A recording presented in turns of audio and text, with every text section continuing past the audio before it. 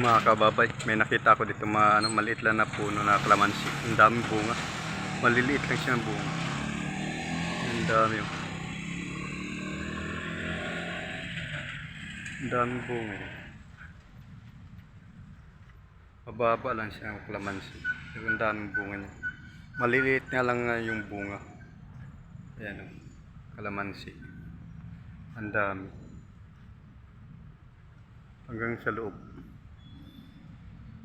Kung mapapadaan ka dito sa kanto, pwede ka na mamitas dito kasi nga lang kailangan ka magpaalam.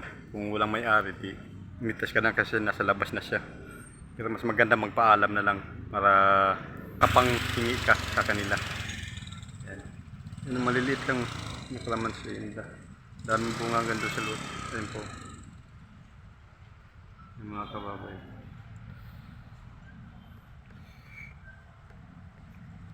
Yan o. Ganda sa loob. Yan